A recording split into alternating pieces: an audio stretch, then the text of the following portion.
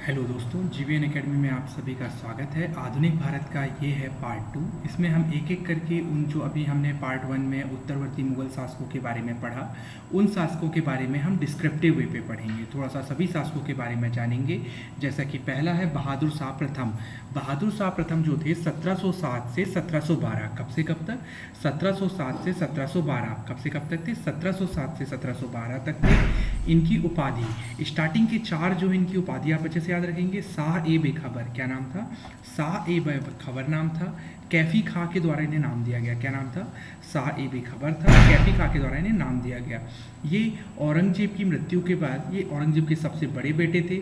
इन्होंने जजाऊ के युद्ध में अपने जो छोटे भाई थे, जो कि उनको गुरु गोविंद सिंह की मदद से, 10वें गुरु जो थे उनकी मदद से इन्हें हरा दिया और शासक बने। इसके बाद क्या हुआ कि ये मारवाड़ के शासक जो थे अजीत सिंह को भी पराजित किया। मारवाड़ के शासक कौन थे? अजीत सिंह को इन्होंने पराजित किया और मराठों व सिखों के प्रति उदार नीति दिखाई। तो इसका हमें समझ इस तरह से मिलता है, मराठों में जैसे साहू को उनको रिहा कर दिया, साहू जी को। इसके अलावा उन्होंने सिखों के जैसे गुरु गोविंद सिंह जी को उन्होंने रिहा मतलब सहयोग लिया। तो ये उनके प्रति उदार नीति थी। लेकिन 1712 में बंदा बहादुर से ने जैसे ही 1712 में इसकी मृत्यु हो गई, लेकिन 1712 के बाद बंदर बहादुर ने संघर्ष स्टार्ट कर दिया, जो कि गुरु गोविंद के 10वें गुरु के बाद जो आए बंदा बहादुर, इन्होंने स्टार्ट कर दिया। और इनके शासनकाल में जो था वजीर का पद महत्वपूर्ण माना जाता था। क्या माना जाता था? बहुत ही महत्वपूर्ण होता था। ये थे बहादुर शाह प्रथम, 1707 से 1712 तक थे। इसके बाद आते हैं जहांदार शाह। जहांदार शाह जो थे 1712 से 13 तक रहे। काफ़ी कम समय रहा, लंपट मूर्ख नाम से जाना जाता है। ये जो बने थे, ये जुल्फिकार के सहयोग से मुगल शासक बने थे। उस टाइम के जो वजीर थे, जैसे कि आपने बहादुर शाह प्रथम में देखा था कि वजीरों का बड़ा इंपॉर्टेंट रोल आ गया था। तो वजीरों के, इनके जो एक वजीर थे जुल्फिकार, उनके सहयोग से ये आपका बने। इनके लिए एक ही इंपॉर्टेंट फैक्ट है कि ये लाल कुमारी महिला नाम की महिला जो थी, इनका काफ़ी ज़्यादा हस्तक्षेप था इस टाइम पे। क्या था? लाल कुमारी नाम की जो महिला थी उसका काफ़ी ज़्यादा हस्तक्षेप था। इसके बाद अगले शासक जो बने वो थे फारूक सैयार। क्या नाम था? फारूक सैयार। फारूक सैयार जो बने वो 1713 से 1719 तक थे। 1713 से 1719 तक थे। अगर हम इनकी बात करें तो इन्हें उपाधि जो दी गई वो थी घृणित कायर। क्या थी? घृणित कायर। इनके बारे में याद रखना, इन्होंने क्या किया, फारूक सैयार ने बंदा बहादुर की हत्या करवा दी। किसकी हत्या करवा दी? 1716 में बंदा बहादुर की हत्या करा दी। तो बंदा बहादुर की जब हत्या हुई तो चूड़ामल ने विद्रोह किया। किसने विद्रोह किया? चूड़ामल ने विद्रोह किया, है ना।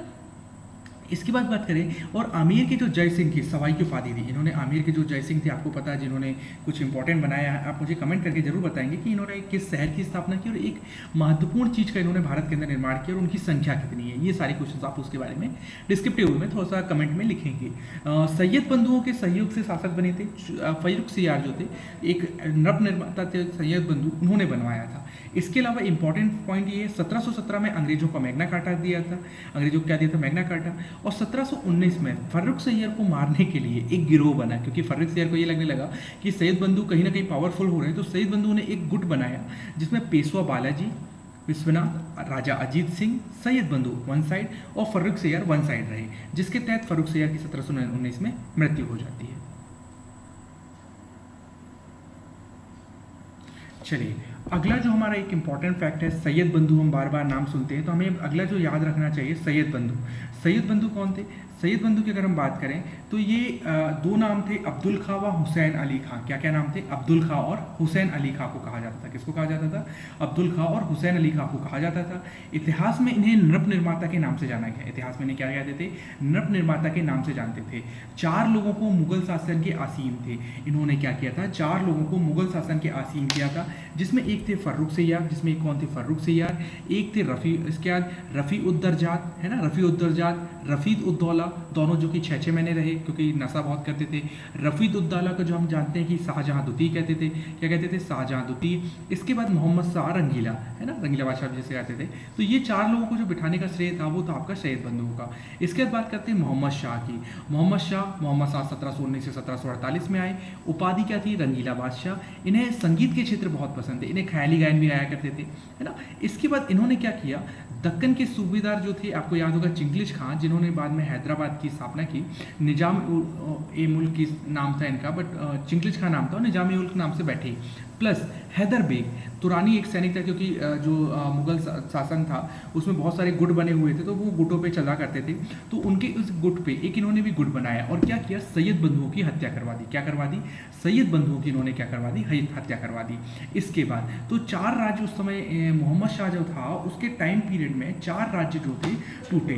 पहला चिंकलिज खां, हैदराबाद का चिंकलिज खां, बंगाल का मुर्शिद कुली खां, अवध का शहादत खां और भरतपुर का चूड़ामल। क्या नाम था, हैदराबाद का चिंकलिज खां, बंगाल का मुर्शिद कुली खां, अवध का शहादत खां और भरतपुर का चूड़ामल जो चूड़ामल ने स्थापना की। ये अलग अलग शासकों ने अलग अलग क्षेत्रों की स्थापना की, जैसा कि आप देख पा रहे हैं। इसके बाद इसी के टाइम पे नादिर शाह का आक्रमण हुआ था। इसी के टाइम पे क्या हुआ था, नादिर शाह का आक्रमण हुआ था। इसकी जो मृत्यु थी वो 1748 में हुई थी। इसकी मृत्यु कब हुई थी, 1748 में हुई थी।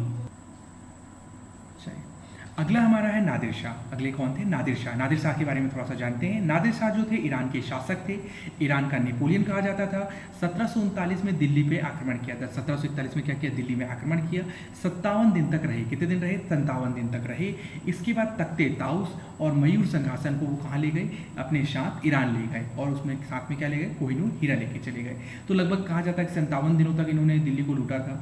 इसके बाद इनके जो वंशज थे, इनके जो उत्तराधिकारी हुए, इनके जो बेटे हुए, उनका नाम था आपका अहमद शाह अब्दाली। क्या नाम था, अहमद शाह अब्दाली। अहमद शाह अब्दाली। तो नादिर शाह का जो उत्तराधिकारी था वो कौन था, अहमद शाह अब्दाली। तो इसने भी 1747 के बाद जब नादिर शाह की मृत्यु हुई तो भारत में कंटिन्यू अटैक करते रहे, है ना। तो इनका प्रथम जो था मोहम्मद शाह का जो बेटा था अहमद शाह, उनका जो पहला युद्ध हुआ इन दोनों का, अहमद शाह अब्दाली और अहमद शाह का, बीच में हुआ मानपुर का युद्ध हुआ, है ना। तो ये लगभग 1747 से 1777 तक कंटिन्यू युद्ध रखता रहा, जिसमें हम पानीपत के युद्ध की भी बात करेंगे, है ना। चलिए इसके बाद हम बात करते हैं अहमद शाह की। अहमद शाह जो था 1748 से 1754, इनके राजमाता उधमबाई का अत्यधिक हस्तक्षेप था। राजमाता जो उधमबाई थी उनका अत्यधिक हस्तक्षेप था, तथा इन्होंने क्या किया था, गाजा उद्दीन फिरोजबंद की हत्या कर दी थी, है ना, हत्या करवा दी थी, है ना। इसके बाद है ना इन्होंने जो थे आपके गाजा उद्दीन जो थे, इन्होंने ही इसकी हत्या करवा दी थी, इसके फिरोजबंद जंग में।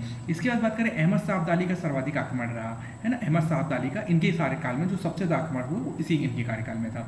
आलमगीर द्वितीय की बात करें तो 1754 से 58 गाजी उद्दीन के सहयोग से, किसके सहयोग से, गाजी उद्दीन के सहयोग से बैठे, वही गाजी उद्दीन जिन्होंने इनकी हत्या करवा दी थी। इसके बाद 1757 आलमगीर द्वितीय के टाइम पे ही, आलमगीर द्वितीय के टाइम पे ही इनके राज्य में क्या हुआ, आलमगीर द्वितीय के टाइम पे ही प्लासी का युद्ध हुआ। क्या हुआ, प्लासी का युद्ध हुआ। इसके अगर हम आगे की बात करें, तो शाहजहां द्वितीय, क्या नाम है, शाहजहां तृतीय। तो शाहजहां तृतीय की कोई प्रमुख घटना नहीं है। इसके बाद हम बात करें शाह आलम द्वितीय, क्या नाम है, शाह आलम द्वितीय, शाह आलम द्वितीय। तो शाह आलम द्वितीय की बात करें तो 1761 के समय इन्होंने 3rd युद्ध लड़ा। 1764 में बक्सर का युद्ध इन्हीं के टाइम पे हुआ। इलाहाबाद की संधि हुई। शाह आलम द्वितीय के टाइम पे दक्कल में अकाल पड़ा।